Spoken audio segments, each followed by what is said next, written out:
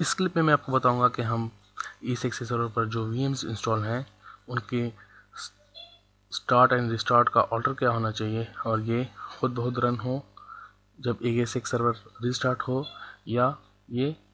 किसी ख़ास ऑर्डर को फॉलो करें। बाय डिफ़ॉल्ट जब E6 सर्वर बंद होता है, शट डाउन होता है, तो उस पर जो VMs रन होती हैं वो शट डाउन हो जाती हैं और फिर जब E6 सर्वर रिस्टार्ट होता है या आप इसको स्टार्ट करते हैं तो आपको मैनुअली जाकर इन VMs को ऑन करना पड़ता है, स्टार्ट करना पड़ता है। लेकिन क्योंकि हम इस मैनुअल जो है तरीके से थोड़ा सा अबाव जाना चाहते हैं और इसको कॉन्फ़िगर करना चाहते हैं कि अगर इनकेस हमारा E6 सर्वर जो है वो शट डाउन हो जाए या रिस्टार्ट हो जाए तो हमारी VM जो है वो भी शट डाउन और रिस्टार्ट हो। तो इस मकसद के लिए हम E6 सर्वर पर क्लिक करते हैं, कॉन्फ़िगरेशन पर क्लिक करते हैं और virtual machine startup and shut down और फिर प्रॉपर्टी पर क्लिक करते हैं। बाय डिफ़ॉल्ट जो है डेफिनेटली जब E6 सर्वर शट डाउन होता है और फिर रिस्टार्ट होता है तो डिफ़ॉल्ट की पॉलिसी है कि आपने मैनुअल जाकर इन VM को रन करना है। लेकिन अगर आप पॉलिसी के थ्रू उसको कॉन्फ़िगर करना चाहते हैं तो इस मकसद के लिए अलाउ पे क्लिक कीजिए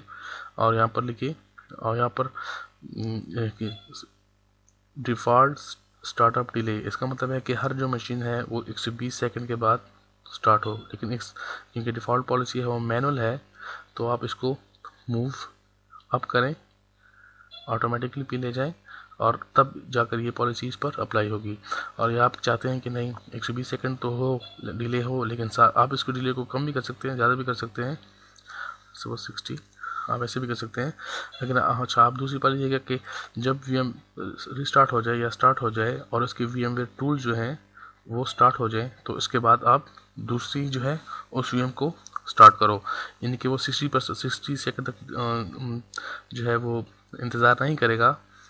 बल्कि ये VM जो है खुद ही जब VMware टूल्स जो है वो इसकी कनेक्टिविटी बन जाए ESXi सर्वर होस्ट के साथ तो खुद ही दूसरी VM रिस्टार्ट हो जाएगी।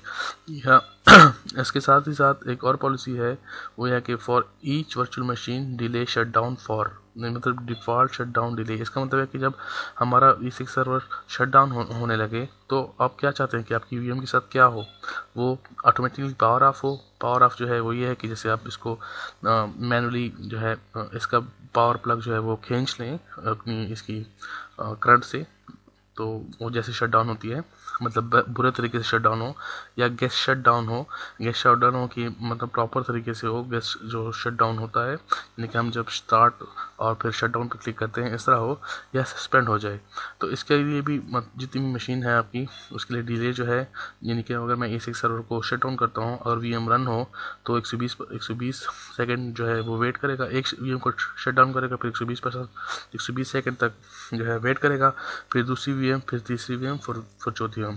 और जो है वो ऑफ होगी या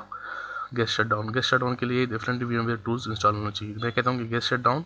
हो और ये डिले जो है लेट्स सपोज मैं कहता हूँ 30 सेकेंड।